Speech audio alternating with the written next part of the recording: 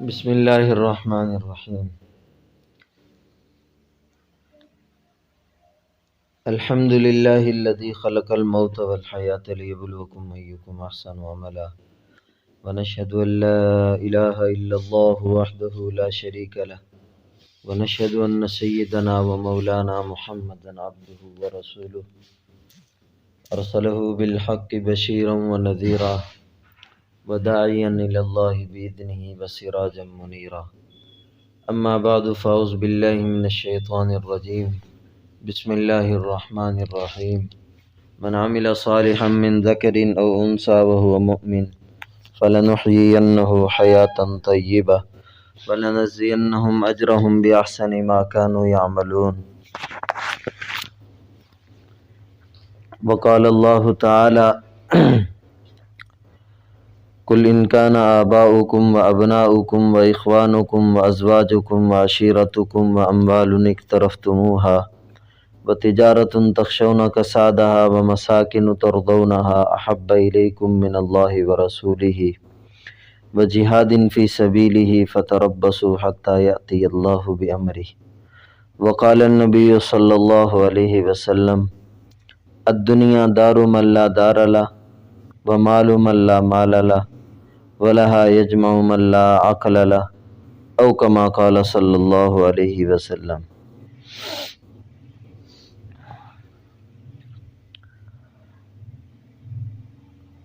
دنیا کے اندر اللہ نے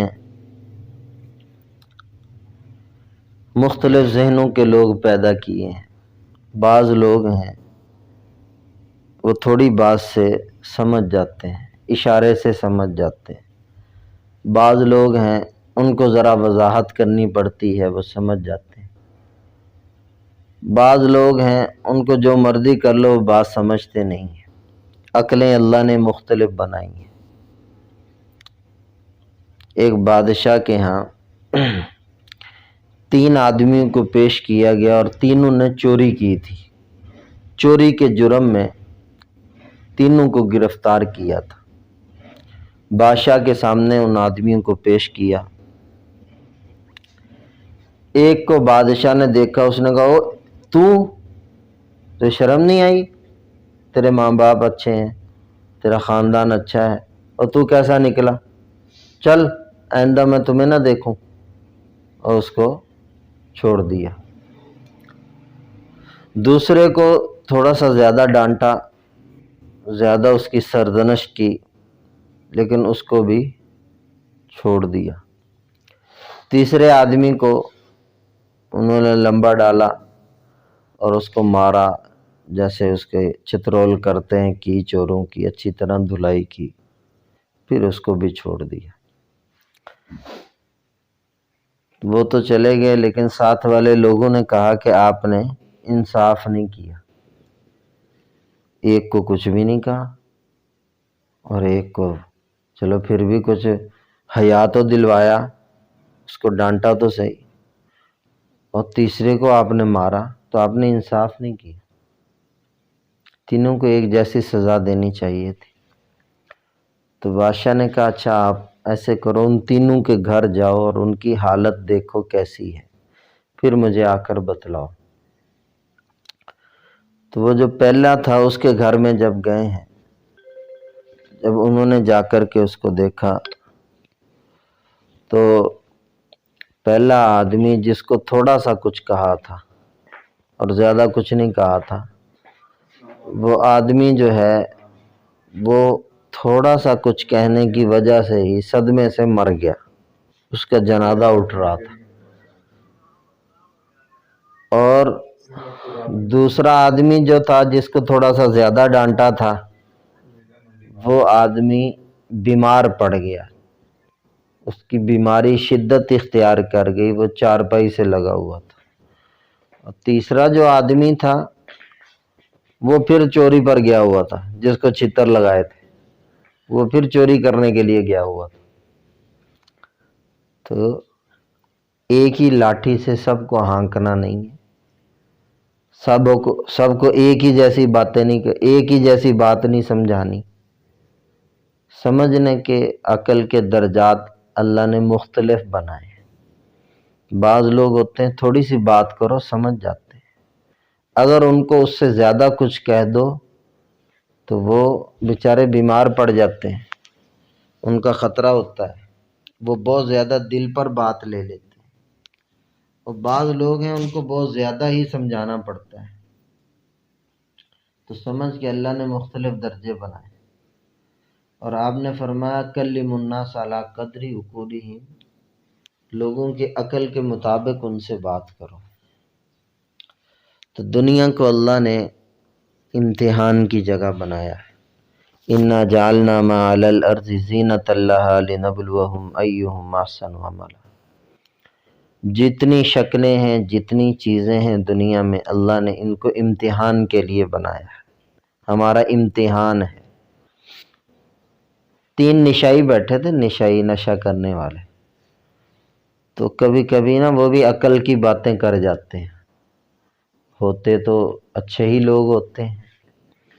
آپ نے فرمایا جو بھی بچہ پیدا ہوتا ہے وہ فطرت اسلام پر پیدا ہوتا ہے، فطرت اللہ التی فطر الناس علیہ۔ اللہ تعالیٰ بھی فرماتے ہیں اللہ نے نیک فطرت پر سب کو پیدا کیا ہے، لا تبدیل لخلق اللہ، کہ اللہ کی فطرت کو تبدیل نہ کرو، لا تبدلوا لخلق اللہ، یہ بھی ہے، بدلو نہیں اللہ کی خلقت کو، جو اللہ نے پیدا کیا ہے جس درجے۔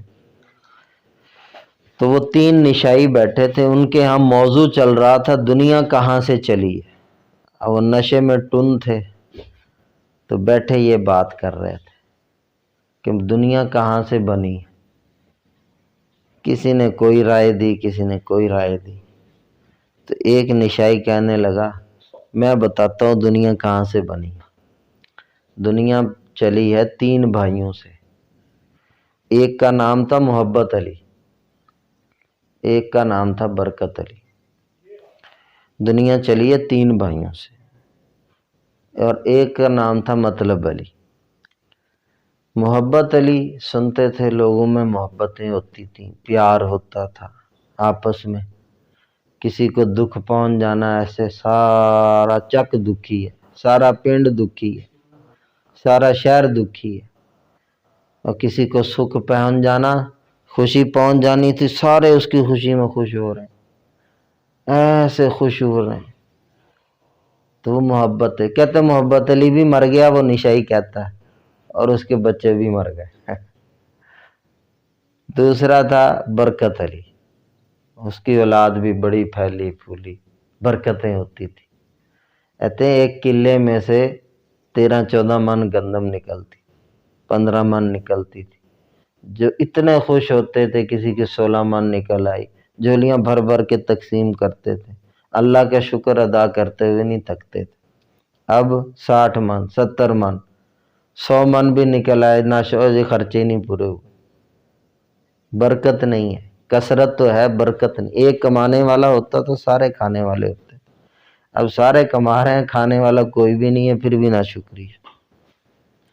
تو کہنے کہا سنتے تھے برکت ہوتی تھی، برکت علی بھی مر گیا، اس کی اولاد بھی مر گئی۔ اب تیسرا بھائی باقی ہے مطلب علی، وہ بھی باقی ہے، اس کی اولاد بھی باقی ہے۔ اب دنیا مطلب کی ہے، جہاں سے مطلب نکلتا ہے وہاں ٹھیک ہے، اور جہاں مطلب نہیں ہے وہاں کوئی نہیں، بس کوئی غرض نہیں ہے۔ تو ہم نے مطلب علی کا نہیں بننا، ہم نے محبت علی برکت علی کا بننا ہے۔ تو وہ تھا تو بیچارہ نشائی، لیکن جو ہے بات کچھ اچھی کر گیا۔ تو اللہ تعالیٰ نے مختلف ذہن بنائے ہیں، مختلف سوچیں بنائی ہیں۔ حضور صلی اللہ علیہ وسلم کے پاس جو بھی آتا تھا، حضور اسی کو اس کے مطابق اکرام فرماتے تھے۔ حضور صلی اللہ علیہ وسلم کے پاس جریر بن عبداللہ رضی اللہ تعالیٰ عنہ اپنی قوم کو لے کر آئے۔ حضور صلی اللہ علیہ وسلم کے پاس جب آئے تو ان کی قوم جو تھی وہ مسلمان ہو چکی تھی۔ حضور صلی اللہ علیہ وسلم سے ملنے کا اور زیارت کرنے کا بڑا شوق تھا، لیکن تھے دیہاتی لوگ۔ تو جب وہ مدینہ منورہ میں پہنچے تو انہوں نے ماری چھلانگیں سواریوں سے، سواریوں کو کھلا چھوڑا، اور حضور کی خدمت میں ویسے ہی کپڑے گندے اور جسم سے پسینے کی بدبو آ رہی، بال بکھرے ہوئے، سفر ایسے ہوتا تھا۔ جریر بن عبداللہ اپنی قوم کے سردار تھے، انہوں نے کیا کیا، سب کی سواریوں کو باندھا، پانی ڈالا، چارہ ڈالا، پھر اپنے کپڑے لے کر کے اچھے سے اچھا جو سوٹ تھا نکالا، کنویں پر جا کر غسل کیا، سوٹ پہنا، خوشبو لگائی، فل تیاری کر کے حضور صلی اللہ علیہ وسلم کی مجلس میں حاضر ہو گئے۔ تو اب وہ تو سارے بیٹھ گئے تھے، جگہ فل ہو گئی تھی، تو حضور صلی اللہ علیہ وسلم نے جب دیکھا تو آپ نے دیکھا بیٹھنے کی جگہ نہیں، تو آپ نے اپنی چادر مبارک اس کی طرف پھینکی، کہا جریر مجھے تیرا عمل بہت پسند آیا ہے، تو نے اچھے طریقے سے پیش ہوا، اب یہ چادر بچھاؤ اور اس پر بیٹھ جاؤ۔ تو جریر بن عبداللہ رضی اللہ تعالیٰ عنہ نے اس چادر کو پکڑ کر چوما اور سینے سے لگا لیا، کہا حضور یہ چادر تو چومنے کے قابل ہے، سینے سے لگانے کے قابل ہے، بیٹھنے کے قابل نہیں، میں اس پر نہیں بیٹھ سکتا۔ حضور کو اب وہ قوم کے سردار ہیں، وہ ایک سرداری کو ٹھوکر مار کے آ رہے ہیں، کلمہ پڑھا ہے، تو اللہ کے رسول اس کا ویسے اکرام فرما رہے ہیں، ویسے اعزاز فرما رہے ہیں کہ وہ بڑی چیز کو ٹھوکر مار کے آ رہا۔ تو بہت پیارا دین اللہ نے ہمیں دیا ہے، کاش ہم دین کو سیکھتے۔ یہ دین محبتوں سے بھرا ہوا ہے۔ حضور صلی اللہ علیہ وسلم کو پتہ چلتا کسی کی آپس میں لڑائی ہے تو آپ اس کی صلح کروا دیا کرتے، ہو جاتا ہے۔ انسان ہونے کے ناطے آپس میں جہاں کہتے ہیں برتن کھڑکتے رہنے چاہیے، ٹوٹنے نہیں چاہیے۔ برتن کھٹک جاتے ہیں، ایک اٹھا رہے ہیں دوسرا کھٹک گیا، کوئی بات نہیں، لیکن ٹوٹنے نہیں چاہیے۔ دل ٹوٹ گئے، نفرتیں پیدا ہو گئیں، جدائیاں ہوں گی، اب بول ہی نہیں رہے، تو قربان جائیں اللہ کے رسول صلی اللہ علیہ وسلم کے، آپ صلح کروا دیا کرتے تھے۔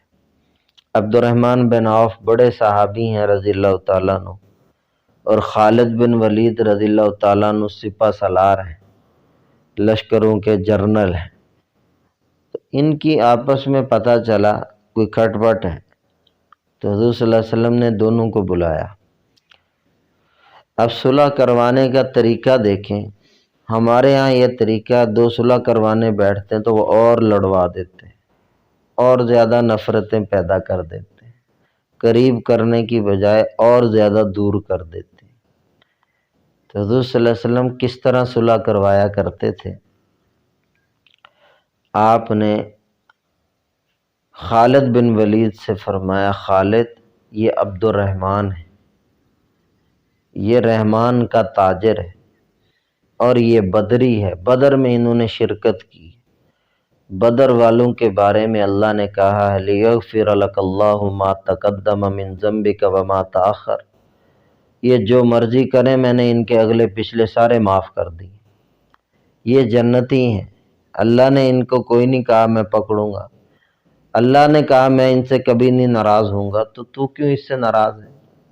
تو حضرت خالد کہتے ہیں جب عبد الرحمن بن عوف کی فضیلت حضور صلی اللہ علیہ وسلم نے بیان کی اور سامنے آئی تو میں نے اسی وقت توبہ کر لی کہ میں کبھی عبد الرحمن بن عوف سے لڑے ہوں گا نہیں، لڑائی نہیں کروں، غصے نہیں ہوں گا، بولنا نہیں چھوڑوں، میرا سینہ ان کی طرف سے بالکل صاف ہو گیا۔ پھر آپ نے حضرت خالد بن ولید کو، حضرت عبد الرحمن بن عوف کو فرمایا عبد الرحمن یہ خالد ہے، یہ سیف اللہ ہے، اللہ کی تلوار ہے، ان کی فضیلت اس کے سامنے بیان کر دی۔ تو کہتے میں نے یہ سنا تو میرا سینہ حضرت خالد کی طرف سے صاف ہو گیا۔ اس طرح حضور صلی اللہ علیہ وسلم ٹوٹوں کو ملا دیتے تھے، جو جدا ہوئے ان کی صلح کروا دیتے تھے۔ بڑا پیارا دین اللہ نے ہمیں دیا۔ اللہ تعالیٰ فرماتے ہیں لَقَدْ جَاءَكُمْ رَسُولٌ مِّنْ أَنفُسِكُمْ لَقَدْ مَنَّ اللَّهُ عَلَى الْمُؤْمِنِينَ إِذْ بَعَثَ فِيهِمْ رَسُولًا، میں نے رسول بھیجا اور تمہارے اندر سے ہیں، اور میں نے احسان کیا تمہیں اپنا نبی دیا۔ اللہ نے بہت بڑا احسان کیا ہے۔ دیکھو ساری برکتیں، ساری رحمتیں، سارے اللہ کے انعامات حضور صلی اللہ علیہ وسلم کے ساتھ ہیں۔ جو حضور کی ذات کو، حضور کی صفات کو اپنا لے گا، حضور صلی اللہ علیہ وسلم کے طریقوں کو اپنا لے گا۔ دیکھو آئی نا حلیمہ سعدیہ لینے کے لیے، دائیاں اور بھی آئیں۔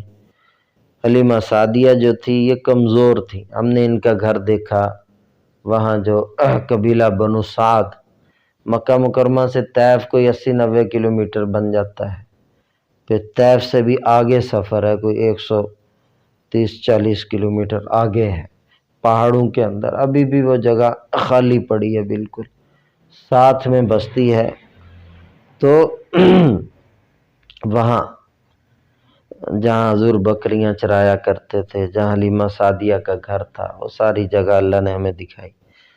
تو حلیمہ سعدیہ وہاں سے آئی تھی، اب سفر دیکھا تو پتہ چلا گاڑی پہ اتنا دیر لگ گئی تھی، تو گاڑی اتنی بڑی گاڑی ہمارے پاس، اتنی سپیڈ میں گئے پھر بھی اتنی دیر، تو اس وقت کیسے وہ اتنا لمبا سفر اونٹنی پر، پھر اونٹنی کمزور تھی۔ تو اس وقت بچہ پیدا ہوتا تھا تو وہ دائیوں کو دے دیتے تھے، دائیاں اس کو بچے کو پالتی تھیں، اور شہری فضا سے باہر کی فضا زیادہ اچھی ہوتی ہے، تو وہاں ذرا کھلے ماحول میں پالے، یہ ذہن تھا ان کے ہاں، ایک رواج تھا۔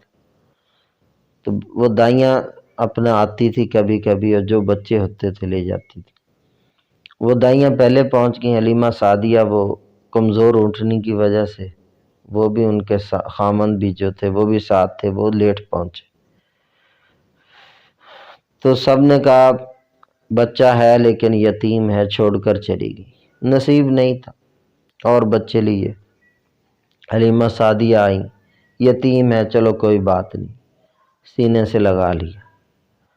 تو حضرت آمنہ نے، جو حضور صلی اللہ علیہ وسلم کی والدہ تھی، انہوں نے کہا ہے تو یتیم پر لے لو، لے لوگی تو نصیب جا جائیں گے تمہارے، کیونکہ پیدائش پر وہ سارے معجزات دیکھ چکی، پیدائش پر وہ سارے، جب آپ پیدا ہوئے نا تو ایک تو اماں آمنہ تھیں جو آپ کی والدہ ہیں، اور ایک حضرت شفا تھی، عبد الرحمن بن عوف کی والدہ، وہ قریب تھی، اور جو ہے پیدائش آخر وہ دائیا کا کام کر رہی تھی، تو اور بچوں کو پیدا ہوا دیکھا، لیکن ان کی آپ کی پیدائش باقی بچوں سے مختلف تھی۔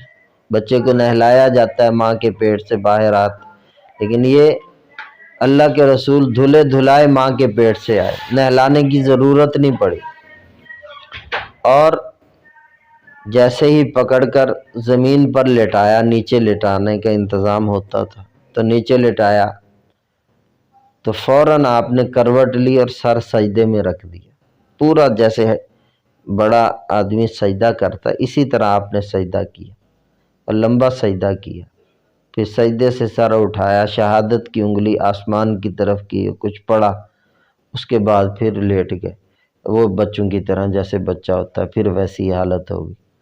تو یہ دونوں عورتیں دیکھ رہی ہیں کہ یہ کیسا ماجرا۔ پھر حضرت آمنہ نے اٹھا لیا بچے کو، جب اٹھایا گود میں لیا تو کمرے کی چھت پھٹ گئی، اس میں سے بادل اندر آیا، اور اندر آتا گیا بادل سے کمرہ بھر گیا، پھر بادل میں سے آواز آئی طوفوا بہ مشارق الارض ومغاربہا، اس بچے کو مشرق اور مغرب کا چکر لگا دو، پھرا دو سارا جہان، لیعرفوا باسمہ مناتہ وصورتہ، تاکہ سارا جہان اس کے نام کو، اس کی صورت کو، اس کی سیرت کو پہچان سکے۔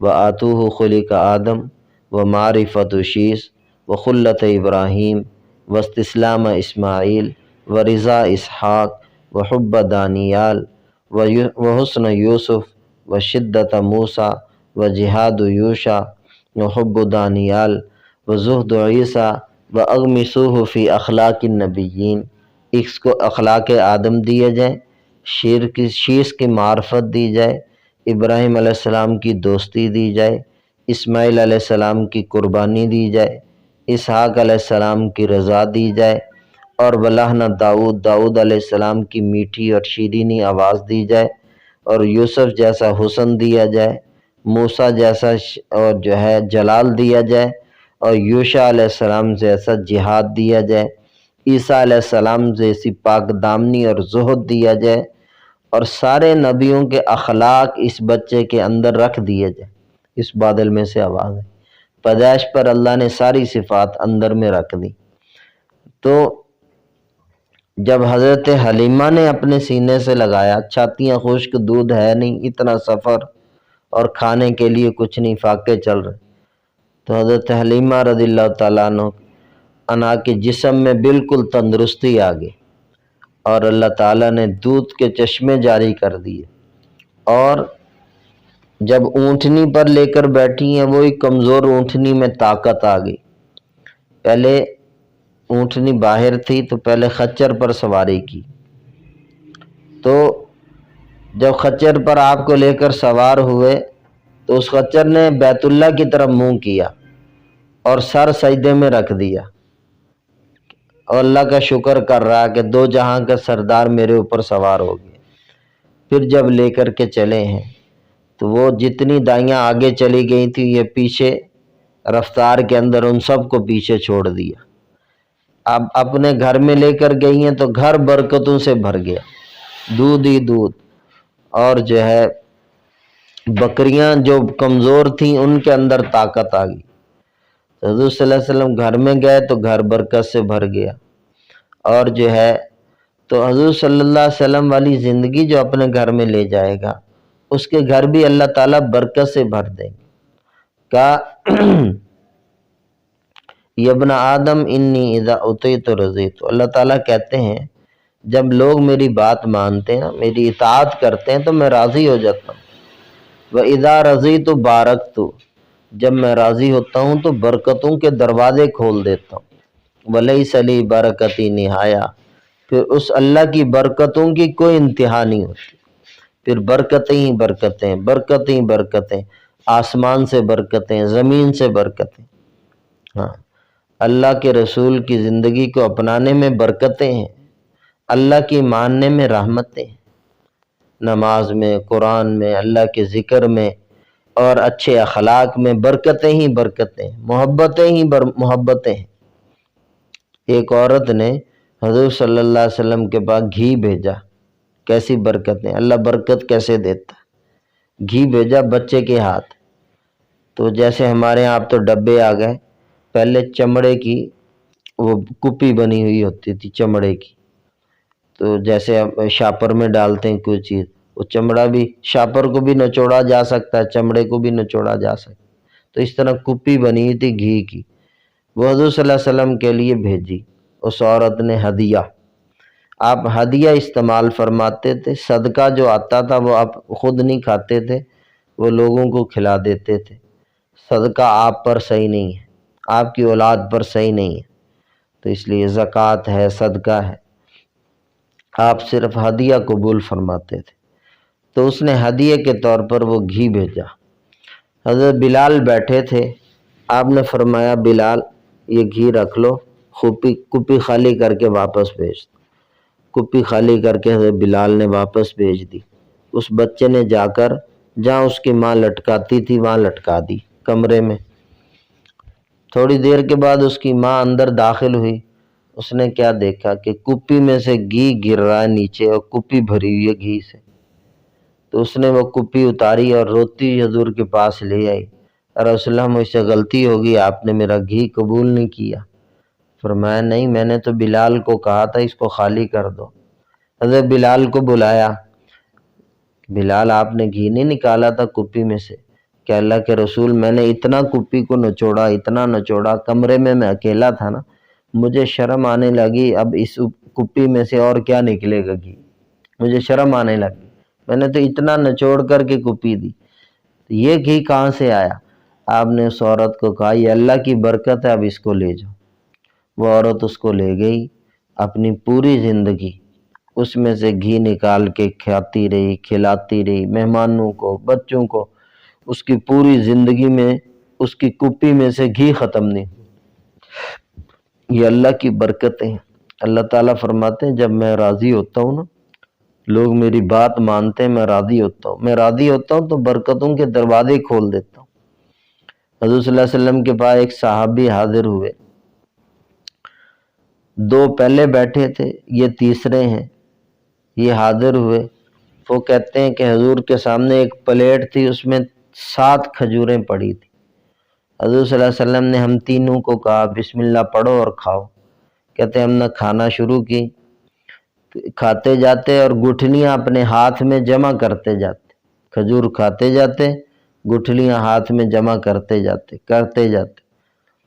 جب کھا کے ہم بھر گئے، پیٹ بھر گیا، تو کہتے ہیں میرے ساتھ والے نے گٹھلیاں گنی تو 50 کھجوریں کھائی تھی، اس کے ساتھ والے نے گنی تو 50 اس نے کھائی تھی، میں نے گنی تو 54 کھجوریں میں نے کھائی تھی، اور وہ 7 کی 7 پلیٹ میں ویسے ہی پڑی۔ 154 کھجوریں کھا لیں اور 7 کی 7 پلیٹ والی ویسے ہی پڑی۔ یہ اللہ کی برکت ہے۔ اللہ تعالیٰ جب برکت دیتے ہیں تو اپنی رضا پر دیتے ہیں۔ ہم اللہ کو راضی کریں گے، اللہ تعالیٰ برکتوں کے دروازے کھول دے گی۔ آج ہم کثرت مانگتے ہیں، برکت نہیں مانگتے، جس کی وجہ سے مار کھا رہے ہیں۔ تو جو اللہ کو راضی کرنے میں لگتا ہے، اللہ تعالیٰ اس کی دنیا بھی چٹکیوں میں بنا دیتے ہیں، آسان کر دیتے ہیں، اور آخرت ہے ہی ان لوگوں کے لیے جو اللہ کو راضی کر کے جائیں گے، جو اللہ کو راضی۔ ان الذین آمنوا وعملوا الصالحات کانت لہم جنات الفردوس نزلا خالدین فیہا، جو ایمان لائے، اعمال صالح کیے، ان کے لیے اللہ نے جنت کو مہمان خانہ ہے، نزلا من غفور الرحیم، وہ اللہ کا مہمان خانہ ہے جنت۔ 1 اینٹ سونے کی، 1 اینٹ چاندی کی، مشک کا گارا، زعفران کی گھاس، اور اللہ کے سلام آ رہے ہیں، فرشت سلام قولا من رب الرحیم، اللہ سلام کر رہا ہے، فرشتے سلام کر رہے ہیں، اور جنت والے آپس میں مل رہے ہیں تو سلام کر رہے ہیں، الا قیلا سلاما سلاما، السلام علیکم السلام علیکم، لا یسمعون فیہا لغوا ولا تأثیما، کوئی گالی نہیں، کوئی گلوچ نہیں، کوئی غیبت نہیں، سینے حسد سے پاک، بغض سے پاک، کینہ سے پاک، نفرتوں سے پاک سینے ہوں گے، کسی کے دل میں کوئی میل نہیں ہوگی، پاکیزہ دل والے لوگ جنت میں رہیں گے۔ جنت میں کوئی دکھ نہیں، اور کوئی دکھ کی خبر بھی نہیں سنیں گے، کہ خود دکھ نہیں ہے لیکن کسی کو دکھی دیکھ لیا تو خود بھی دکھی ہو جاتا ہے بندہ۔ کوئی دکھ کی خبر نہیں ہے، ہر طرح سے سلامتی ہی سلامتی ہے، نعمتیں ہی نعمتیں ہیں۔ نعیماً ملکن کبیرہ، اللہ ایسی سلطنت دے گا، ہر ایک بادشاہ، یہاں تو ایک بادشاہ ہوتا ہے، پورا ملک اس کے تابع، پورا ملک اس کی رعایا، اللہ ہر ایک کو اپنی بادشاہت دے گا۔ اپنی جنت کا ہر کوئی بادشاہ ہوگا، ہر عورت اپنی جنت کی بادشاہ، ہر مرد اپنی جنت کا بادشاہ۔ اللہ تعالیٰ وہ ملک دے گا جس ملک کو کوئی زوال نہیں ہوگا، ان نعمتوں کو کوئی چھین نہیں سکے گا، ان نعمتوں میں کمی نہیں آئے گی۔ جو ایک دفعہ جوڑا پہن لیا دوبارہ نہیں پہنیں گے، جو ایک دفعہ رنگ پہن لیا دوبارہ نہیں پہنیں گے۔ ایسا اللہ نے جنت کو تیار کر کے رکھا ہے اپنے بندوں کے لیے، اپنی بندیوں کے لیے، جو دنیا کی مشقتوں میں، دنیا کی تکلیفوں میں صبر کرتے ہیں، اللہ کے حکموں کو نہیں چھوڑتے، جمے رہتے ہیں، اللہ نے ان کے لیے یہ انعامات تیار کر کے رکھے ہیں۔ یہ انعامات ہیں۔ اصحاب الیمین ما اصحاب الیمین فی سدر مخضود وطلح منضود وظل ممدود وماء مسکوب وفاکہۃ کثیرہ، پھل پکے ہوئے، چشمے بہتے ہوئے، تکیے لگے ہوئے، اور ہر طرف سے پھل ہی پھل ہیں، پھل ہی پھل ہیں، کھاتے جاؤ کھاتے جاؤ کھاتے جاؤ، منو من کھا جاؤ، پیٹ نہیں بھرے گا، ڈکار آئے گا سارا ہضم، سر میں درد نہیں، پیٹ میں درد نہیں، اور کوئی اب برش کرنے کی ضرورت نہیں، یہاں برش نہ کریں منہ سے بدبو آنا شروع ہو جائے، برش کرنے کی ضرورت نہیں، نہانے کی ضرورت نہیں، کپڑے بدلنے کی ضرورت نہیں، نیت کی تو خود بخود کپڑے غائب ہو گئے اور نئے آ گئے۔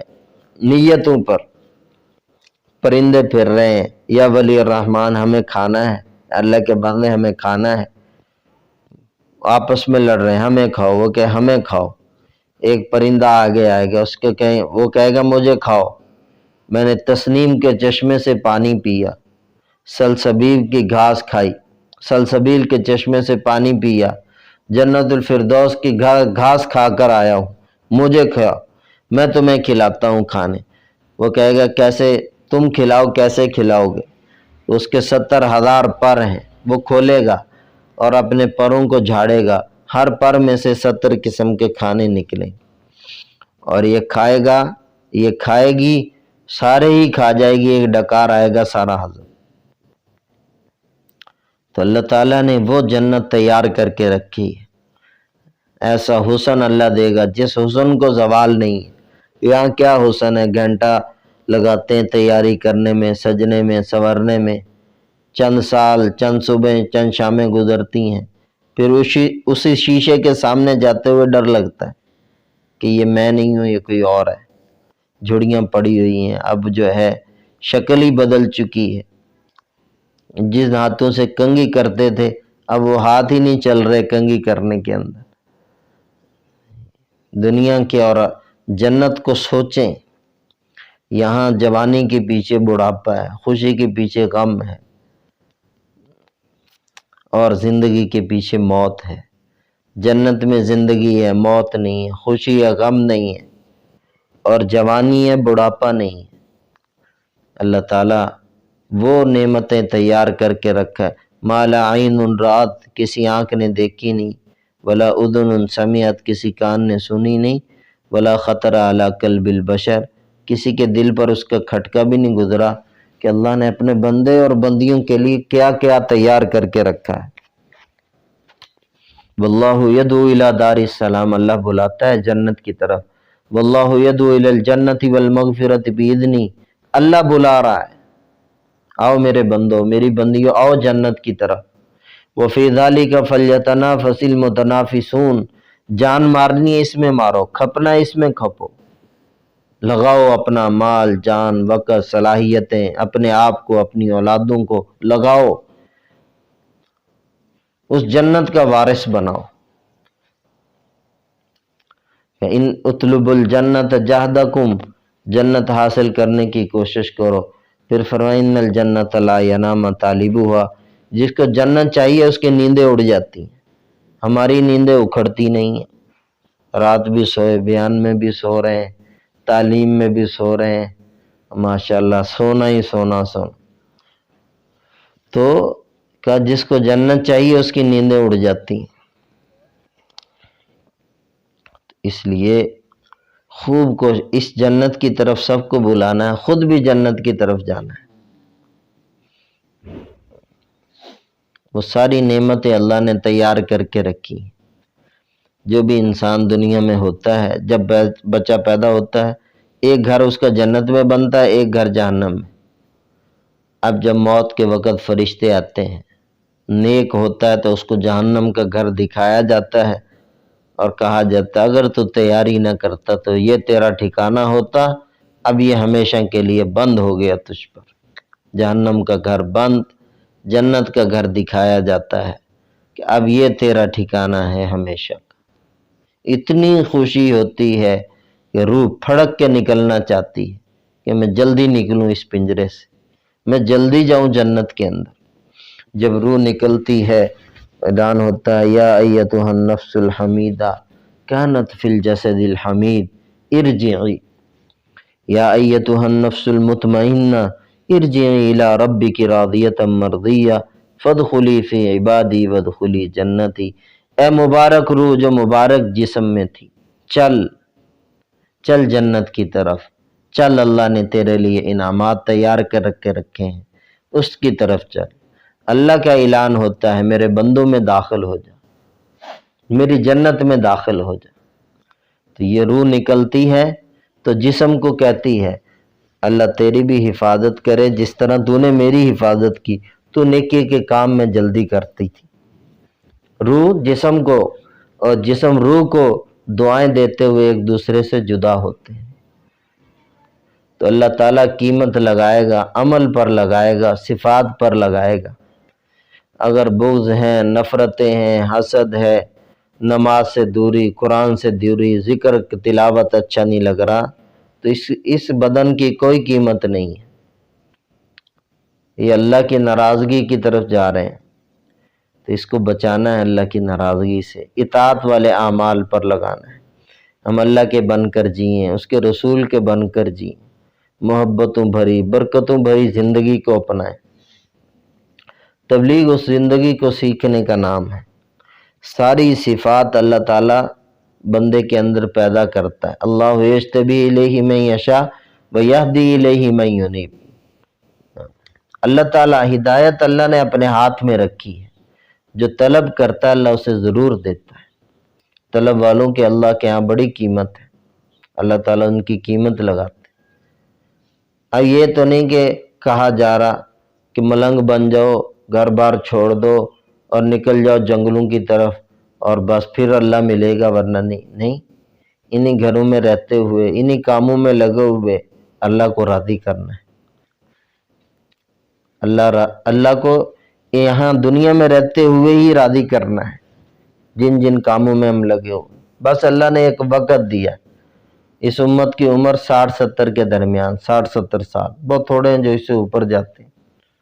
اب ایک 60 سال عمر ہو تو 23,600 دن بنتے ہیں، 23,600 دن بنتے ہیں 60 سال کی عمر کے۔ تو یہ کتنی بس محدود مدت ہے ہمارے پاس، محدود دن ہے، گنے چنے دن ہے۔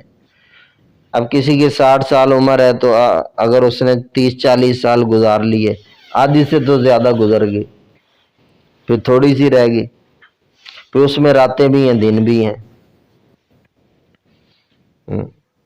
اگر آدھی مثلاً جو ہے 60 سال عمر ہے، 30-40 سال گزر گئی، 40 سال گزر گئی، تو وہ جو ہے کوئی 14-15 ہزار دن تو گزر گئے اس کے، باقی رہ گئے کوئی 8,000 دن، 7,000 دن، ان میں سے راتیں بھی ہیں دن بھی ہیں۔ اب رات تو سونے میں گزر جاتی ہے، باقی رہ گئے دن، تو وہ جو ہے 4,000 دن رہ گئے، 3,000 دن رہ گئے۔ ہمارے پاس یہ وقت ہے اللہ کو راضی کرنے کا۔ اب ایک آدمی کہتا میں نے ایک آدمی کو دعوت دی، وہ افسر تھا بڑا، اس کو کہا اللہ کے راستے میں نکل، تو اس نے کہا ریٹائر ہوں گا پھر نکلوں گا۔ جب ریٹائر ہو گیا، پینشن جو تھی وہ پیسہ آیا، اب وہ اور کاروبار کی سوچ رہا۔ تو یہ دعوت دیتا رہتا تھا، خیر اس نے دعوت دی، یہ اپنے راستے وہ اپنے راستے۔ کہتے پھر 5-6 سال بعد ملاقات ہوئی تو وہ رائے ونڈ کے اندر بیٹھا ہوا۔ میں نے اس کو کہا آپ یہاں کیسے مقیم بنا ہوا؟ تو اس نے کہا بس ایک آدمی آیا، اس کی بات میرے دل کو لگ گئی، اللہ نے قبول کر لیا۔ وہ بات کیا تھی؟ کہتا میں ریٹائر ہوا تو میں کچھ کرنے کا سوچ رہا تھا، تو وہ آدمی میرے پاس آیا، اس نے کہا کہ چودھری صاحب یہ جو گنا لگاتے ہیں، گنا ویلنے کے اندر دیتے ہیں گنا، تو کیا نکلتا؟ انہوں نے کہا رس نکلتی ہے۔ انہوں نے کہا پھر وہ گنے کا کیا بنتا ہے؟ انہوں نے کہا وہ چورا بن جاتا ہے۔ اچھا، تو انہوں نے کہا پھر بعض سمجھدار ہوتے ہیں تو وہ دوبارہ چورا لگاتے ہیں، چورا نا دوبارہ لگاتے ہیں، تو اس میں سے چند قطرے اور نکل آتے ہیں، اصل رس نکل چکا ہوتا ہے، تو دوبارہ چورا اٹھا کے لگاؤ تو چند قطرے اور نکل آتے ہیں۔ انہوں نے کہا تیرا رس جو ہے نا وہ سارا حکومت نے چوس لیا ہے، تو نے اتنی لمبی ڈیوٹی کی اور فوج کی ڈیوٹی کی، وہ سارا رس چوس لیا ہے، اب وہ جو ہے نا چورا بن گیا، تو اب وہ پھوک بچا ہے، اب وہ جو دوبارہ چورا ہے نا اس میں سے چند قطرے جو نکلیں گے، وہ چند قطرے بچے ہوئے ہیں وہی اللہ کو دے دو، اب تو پلے اور کچھ نہیں ہے۔ کہتے یہ بات اس کی میرے دل کو لگ گئی اور میں نے فیصلہ کر لیا کہ اگر دنیا پہ لگاؤں گا تو یہ چند قطرے ہی اور نکلیں گے، وہی دین پر لگا دیں۔ تو جو ہم نے جو گزار لی ہے گزار لی، اب کیا دنیا اور کیا کر سکتے ہیں؟ وزیر اعظم ابھی تک ہم نہیں بنے تو آگے بھی نہیں بن سکتے اور جو ہے کوئی اپنا جو ہے کوئی بہت بڑے بزنس مین اور مربوں کے مالک اور فلانا فیکٹریوں کے مالک نہیں بنے ابھی تک، تو آگے بھی نہیں بن سکتے، کیا کر لیں گے اور سونے کی بازو ابھی تک نہیں بھرے، گردنیں نہیں بھری تو آگے بھی نہیں بھریں گی۔ کوئی 20 سال 30 سال اور لگا لیں تو اور بھی کیا ہو جائے گا؟ اگر جنہوں نے حاصل کر بھی لی دنیا تو ان کا کیا ہے؟ ایک جماعت گشت کر رہی تھی تو غالباً سوئٹزرلینڈ کی بات ہے، دنیا کا خوبصورت ترین ملک ہے، مہنگا ترین بھی ہے، خوبصورت ترین ملک ہے۔ تو عصر کے بعد وہ جیسے گشت کے لیے نکلتے ہیں، گشت کے لیے گئے، ایک دروازہ کھٹکھٹایا، بیل بجائی، تھوڑی دیر کے بعد ایک نوجوان نکلا، بال بکھرے ہوئے اس کے اور ایسی حالت تھی۔ انہوں نے اس کو دعوت دی کہ بھی کامیابی اللہ نے دین میں رکھی ہے، جو دین پر چلے گا اللہ تعالیٰ اسے کامیاب کر دیں گے۔ دنیا میں اللہ نے آخرت کی تیاری کے لیے بھیجا، مرنا ہے، مرنے کے بعد ایک زندگی شروع ہوگی جو کبھی نہیں ختم ہوگی، اور اس میں ہمیشہ کا کامیاب جنت میں جائے گا، ہمیشہ کا ناکام جہنم میں جائے گا۔ تھوڑی سی بات کی اس سے، تب بھئی آپ جو ہے نا ہمارے ساتھ مسجد میں چلیں، باقی تفصیلی بات وہاں ہو رہی۔ اس نے کہا ٹھیک ہے چلو، وہ چل پڑا ساتھ ہی مسجد میں جا کر کے بیٹھا، مغرب تک بات ہوئی سنی، مغرب کے بعد بیان میں بیٹھ گیا، بیان میں بھی جو ہے بات ہوئی سنی۔ جب تشکیل ہوئی تو بھئی اس کام کو سیکھنے کے لیے مردوں کو کہا جاتا ہے 4 مہینے لگاؤ،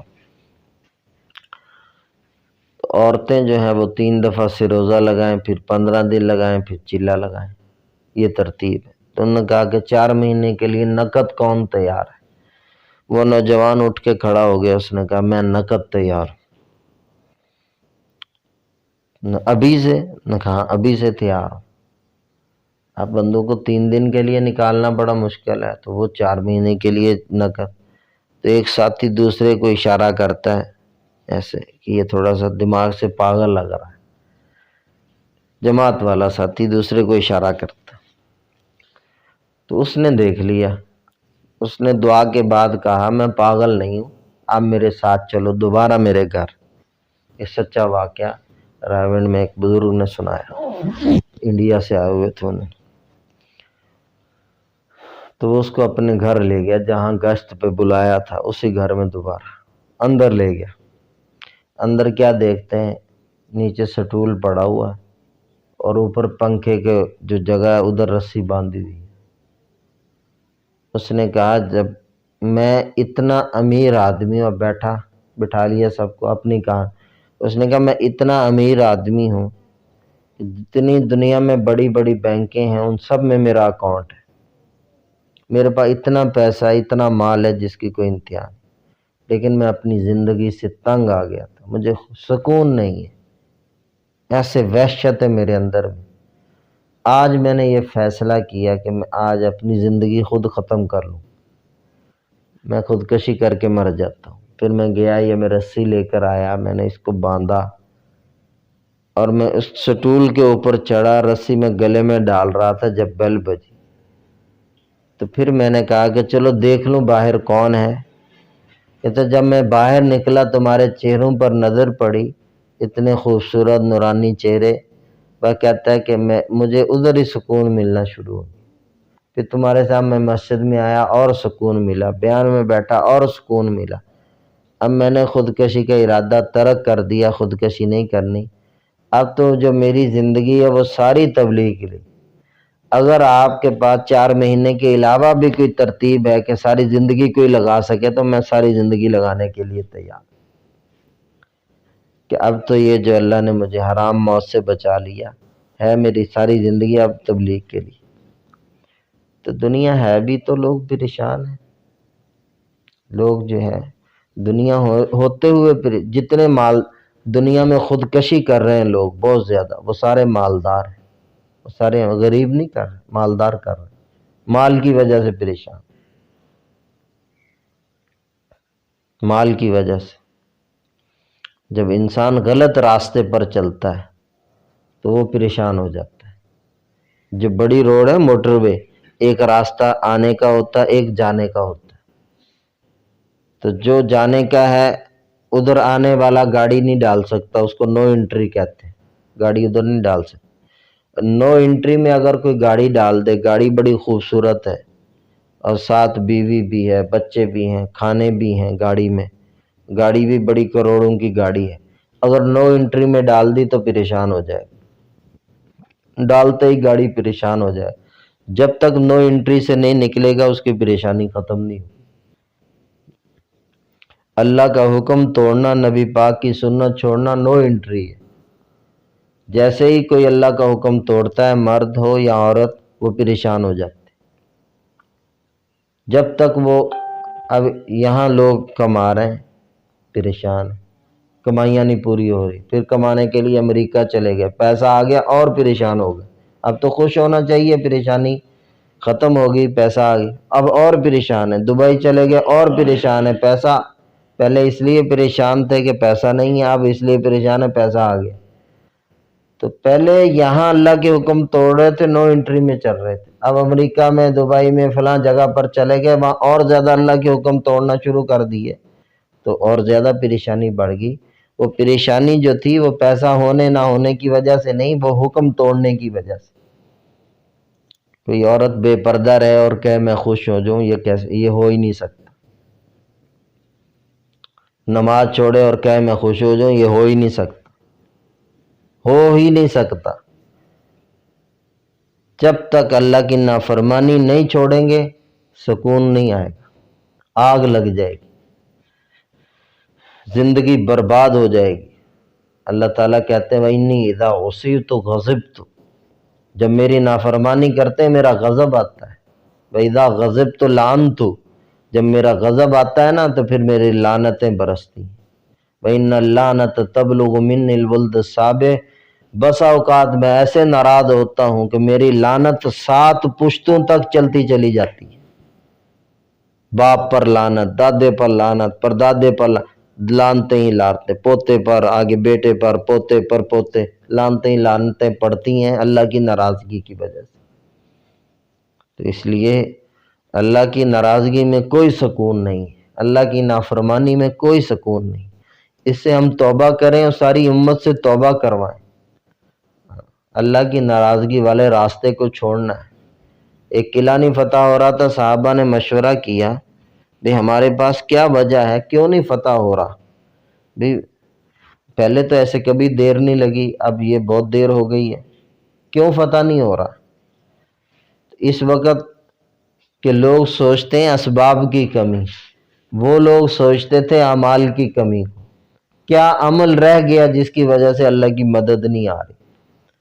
ہم سوچتے ہیں کتنا اسلحہ کم ہے، کتنی افرادی قوت کم ہے، کتنی فوج کم ہے اور منگوائیں۔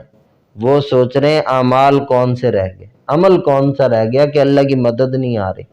ہماری اور ان کی سوچ میں یہ فرق ہوتا تھا۔ سب نے مل کر سوچا، کہا امیر صاحب جنگ کی مصروفیت کی وجہ سے مسواک کی سنت رہ گئی، مسواک نہیں کر رہے۔ کہا ہاں بس اسی سنت کو چھوڑنے سے اللہ کی مدد رکی ہوئی۔ امیر نے حکم دے دیا آج کوئی جنگ کی مشقیں نہیں کرنی، کوئی تیاری نہیں کرنی، جاؤ اور مسواک کرو جا کر اور سنت کو زندہ کرو تاکہ اللہ کی مدد جو رکی آ جائے۔ اب یہ سارے بھاگے، انہوں نے درختوں سے لکڑیاں توڑی، مسواکیں بنانا شروع کی اور پھر مسواکیں کرنا شروع ہو گئے، منہ صاف کر رہے ہیں۔ تو جو دشمن کے جاسوس تھے وہ دیکھ رہے ہیں کہ پہلے تو جنگ کی تیاری ہوتی تھی، مشقیں ہوتی تھیں، صفیں بنتی تھیں، آج کیا ہو گیا؟ تو ان کے دلوں میں اب دیکھو مسواک کی سنت زندہ کی، اب آسمان کا نظام حرکت میں آ گیا، اب یہ تو کر رہے ہیں مسواک، ان کے دل اللہ کے قبضے میں۔ جو دشمن کے جاسوس دیکھ رہے تھے، ان کی جو CID تھی، ان کے دلوں میں اللہ نے یہ رعب ڈالا، وہ بھاگے واپس کافروں کے پاس، اپنے بڑوں کے پاس گئے۔ انہوں نے کہا مسلمان جو ہے نا وہ تنگ آ گئے بیٹھے بیٹھے۔ آج ان کا مشورہ ہوا ہے، اس کے امیر نے کہا سارے دانت تیز کرو اور کافروں کو کچا کھا جاؤ۔ یہ اللہ نے رعب ڈال دیا، رعب اللہ ڈالتا ہے۔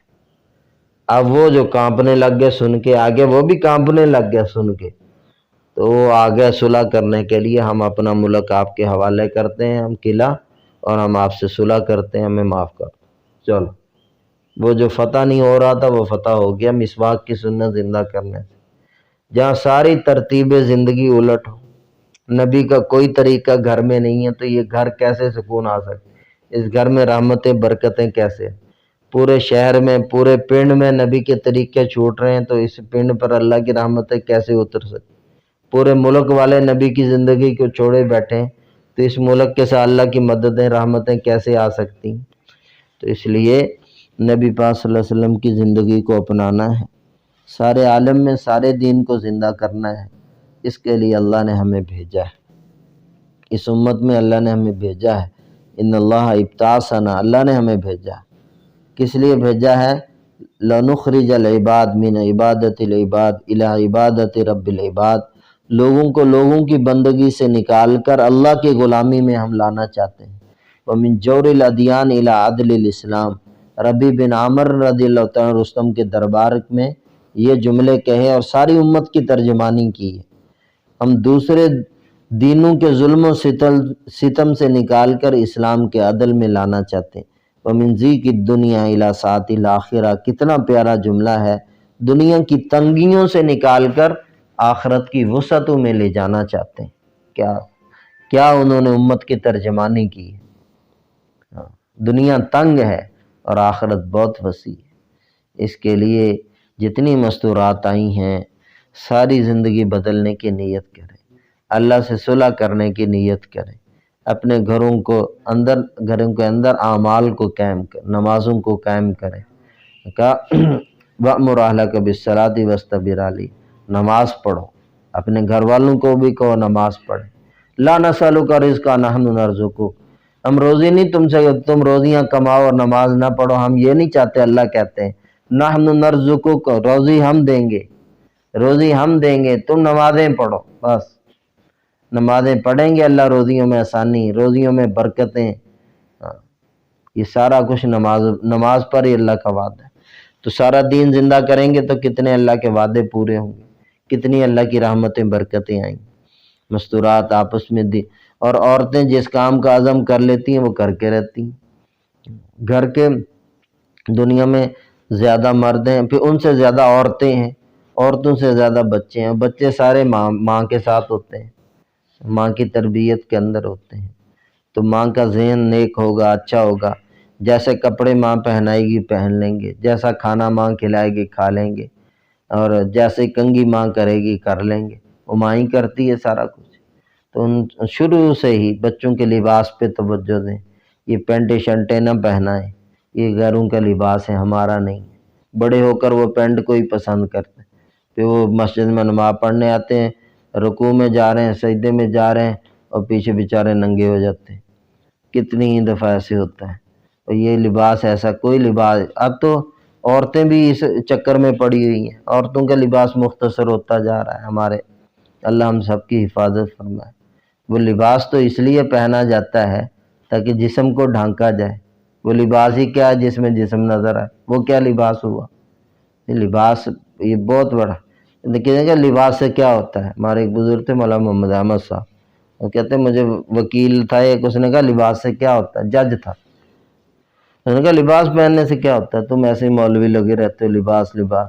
تو کہتے ہیں میں نے کہا لباس پہننے سے کچھ نہیں ہوتا؟ کہا کچھ نہیں ہوتا۔ کہتے ہیں میں نے کہا پھر تم جب صبح جاؤ نا عدالت میں تو اپنی بیوی کا لباس پہن کے لہنگا شنگا پہن کے جج کی کرسی پہ بیٹھ جانا، پھر مجھے بتانا لباس سے کیا ہوتا ہے۔ تو یہ بات نہیں کہ لباس سے کیا ہوتا ہے، لباس سے انسانیت کی ساری شخصیت انسان کی نظر آ جاتی ہے، یہ مسلمان ہے کیا ہے۔ تو ہمیں اللہ کے رسول سے کوے کا لباس ہے، شیر کا لباس ہے، وہ لباس سے ہی پتہ چلتا ہے وہ شیر ہے کوا ہے۔ تو لباس، مسلمان اپنے لباس سے پہچانا جاتا ہے۔ یہ مسلمان کا کیا ہے؟ مسلمان کی بیٹی ہے، یہ چلتا ہے وہ پتہ چلے، یہ پردے میں جا رہی ہے، حیا ہے۔ سبحان اللہ۔ وہ جو آئیں موسیٰ علیہ السلام کو بلانے کے لیے، ان کے جانے کی اللہ تعالیٰ نے ان کی چال کی، تمشی علی استحیاء، ایسے لگ رہا تھا کہ وہ حیا ان کی سواری ہے، وہ حیا پر سوار ہو کر آ رہی ہیں۔ ایسے جو حیا والیاں ہیں اللہ نے ان کا ذکر قرآن میں کیا ہے، حیا والیاں اللہ کو پسند ہیں۔ تو تو لباس سے پتہ چلتا ہے، لباس پہ بہت زیادہ توجہ ہو، تو یہ سارا کچھ مائیں ہی کریں گی۔ ماں کا اپنا دینی ذہن ہوگا، ہمیں غیروں کے لباس سے بالکل نفرت ہو، پہننا تو دور کی بات، اس لباس سے نفرت ہو کہ ہم اپنے بچوں کو نا لباس، اب تو کوئی ایسا ہو ہی نہیں ہے کہ لباس نہیں ہے، اللہ کا دیا سب کچھ ہے، لیکن ان کو ایک چادر نیچے لپیٹ دیں ایک اوپر، لیکن ان کو پھر بھی پینٹ نہ پہنا، پینٹ بالکل نہیں پہنا، پینٹ شرٹ بازاری لباسوں سے توبہ کریں ہم، بچیوں کو بھی اور پورے بازو پہنا ہے، سر پہ سکاف دوپٹہ ابھی سے عادت بنائیں، تاکہ یہ چھوٹی چھوٹی باتیں بڑی ہو کر یہی باتیں بڑی بن جائیں گی۔ اور جو بچی ابھی سے بازو نہیں پہنتی پورے، وہ بڑی ہو کر تو کیسے پہنے، اس کو اچھے نہیں لگیں گے، کیونکہ میری عادت ہی نہیں ہے۔ تو ابھی سے بچہ پیدا ہوتا ہے، ایک کان میں اذان دوسرے میں تکبیر کہتے ہیں، وہ تو بے سمجھ ہے ہمارے حساب سے، نہیں، وہ آ چکا ہے شعوری زندگی، اس کے اللہ تعالیٰ نے کوئی بھی حکم، شریعت نے کوئی بھی حکم بے فائدہ نہیں دیا۔ اب اس کے کان میں جو اذان ڈال رہے ہیں، تکبیر ڈال رہے ہیں، وہ سن رہا ہے، جب بڑا ہوگا سمجھ بھی جائے، اپنا عقیدہ جو ہے، اپنا اللہ پر یقین، نبی پاک صلی اللہ علیہ وسلم کی رسالت پر ایمان، اور سارے انبیاء پر ایمان، اور موٹی موٹی جو ہے بنیادی باتیں، 6 کلمے، یہ کم از کم یہ ساری چیزیں وہ بچے کو یاد ہونی چاہیے، ابھی رٹا دیں، اس کو یاد کروا دیں، جب وہ بڑا ہوگا پھر سمجھ بھی جائے گا، پھر اللہ اسے سمجھا بھی دے گا۔ اس لیے نیت کریں، اچھا اللہ کا دین ساری دنیا میں سارا دین زندہ ہو جائے، اس کے لیے تبلیغ کی محنت ہے، اور ہمارے پاس کوئی نقشہ نہیں ہے، اور کوئی ذریعہ نہیں ہے ہمارے پاس دین کو دنیا میں زندہ کرنے کا۔ اللہ تعالیٰ نے یہ کام دے دیا اجتماعی طور پر، پورے دیکھو جو طلب والے ہیں، جن کے اندر دین کی طلب ہے، ان کے لیے مدرسے ہیں، یہ اللہ کی بہت بڑی نعمت ہے۔ جن مردوں میں طلب ہے، لڑکوں میں، بچوں میں، بچیوں میں، وہ مدرسے میں داخلہ لیں، اور دین کو، وہ دین کی طلب ہے تو پورا دین سیکھیں۔ بیٹھے علماء اکرام، اللہ تعالیٰ جزائے خیر دے، زندگیاں لگا رہے ہیں، اور کسی حفظ کرنا ہے تو حفظ کر لے پورا قرآن، ناظرہ پڑھ، سارا کچھ انتظام ہو جائے۔ کسی بچی میں طلب ہے تو اس کے لیے بھی مدرسے ہیں۔ اچھا، اب جو طلب والی دنیا ہے وہ تو بہت تھوڑی ہے، طلب والی امت، جو بے طلبی ہے وہ تو بہت زیادہ ہے۔ تبلیغ کا کام کیا ہے؟ بے طلبوں میں طلب پیدا کرنی ہے۔ جب تک طلب پیدا نہیں ہوگی اس وقت تک دین نہیں لیں گے یہ۔ جیسے ایک آدمی کے سامنے اچھا سا کھانا بنا کے رکھ دو، مرغی ٹیڑ سی پکا کے، اور اپنا چرگا شرگا بنا کے، اور بکرا بھون کے، اس کی ٹانگیں، اس کی چامپیں علیحدہ علیحدہ کر کے، اور بریانی، ہر چیز، لیکن اگلے کے اندر طلب نہیں، اگلے کو بھوک نہیں ہے، تو اس کھانے کا کوئی مزہ نہیں آئے گا اس کو، وہ نہیں کھائے گا، وہ کہے گا مجھے بھوک ہی نہیں، طلب ہی نہیں۔ پھر اس کا علاج کیا جاتا ہے، بھی اس کو بھوک نہیں لگ رہی، اس کا علاج کرو، یہ نہیں کہ بس کوئی بات نہیں بھوک لگتی ہے تو اچھی بات ہے، نہیں، یہ نہیں کھائے گا تو یہ بیمار پڑ جائے گا، بستر سے لگ جائے گا، موت ہو جائے گی، اس کو علاج کیا جاتا ہے۔ نیند، اچھے سے اچھا بیڈ ہے، نیند نہیں آ رہی، اب نیند کا کیا کہتے ہیں؟ علاج کرو، علاج کریں گے، یہ سوئے گا تو ٹھیک ہے، ورنہ اس کا دماغ پھٹے گا، اس کے نیند کا علاج کرتے ہیں کہ نیند آئے۔ اسی طرح ہم جو دین کی طلب پیدا کرنی ہے، یہ نہیں کہ چھوڑ دینا ہے، نہیں تو نہ صحیح، ایسے نہیں ہے، چھوڑنا نہیں ہے، دین کی طلب کو اندر میں پیدا کرنا ہے، اللہ سے دعائیں بھی مانگنی ہے اور محنت بھی کرنی ہے، یا اللہ دین کی طلب نصیب فرما۔ دین کی طلب جب پیدا ہو جائے گی پھر دین پر چلنا بھی آسان، دین کو سیکھنا بھی آسان۔ تو اس کے لیے نا دین کی طلب کو، بے طلبوں میں طلب پیدا کرنے کے لیے تبلیغ ہے، اور کوئی ہمارے پاس ذریعہ نہیں ہے۔ تو یہ تبلیغ کی محنت بہت ضروری ہے۔ اب مردوں میں کام کرتے ہیں تبلیغ کا، تو مستورات میں کام کریں۔ اب مرد، ہم تو مسئلہ آئے ہوئے ہیں، ہم تو نہیں عورتوں میں کام کر سکتے، ہم کیسے دعوت دیں عورتوں کو، اور کیسے ان سے بات کریں؟ تو عورتیں ہی عورتوں کی بات سنیں گی، عورتیں ہی عورتوں میں بیٹھیں، تو بے طلبی عورتیں بھی ہیں جن میں دین کی طلب نہیں، تو عورتوں نے ہی طلب پیدا کرنی ہے دین کی۔ اس کے لیے تبلیغ کی محنت بہت ضروری ہے، یہ محنت یہ ایسے نہیں ہے کہ بس کر لیا نہیں کیا نہیں۔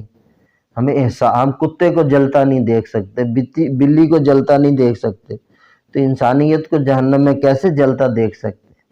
اور جس نے فجر نہیں پڑھی اس کا نام لکھ دیا گیا جہنم کے دروازے پر، اور جو ظہر عصر مغرب عشاء 2,88,00,000 سال ایک نماز چھوڑنے کی وجہ سے جلے گا، تو دن میں تو 5 نمازیں ہیں، کتنے کروڑ بن گئے اور کتنے سال بن گئے ایک دن کی، پھر مہینے کی نہیں پڑھی، سال کی نہیں پڑھی، پوری زندگی کی نہیں پڑھی، تو کب تک جہنم میں جلنا پڑے؟ اس کے لیے بہت احساس کی ضرورت ہے، اور تبلیغ میں لگے بغیر یہ احساس نہیں جاگے گا۔ اس کے لیے اپنے اوقات کو فارغ کریں، اللہ کے راستے میں نکلیں، تو نکلنے کی نیت ارادہ کریں۔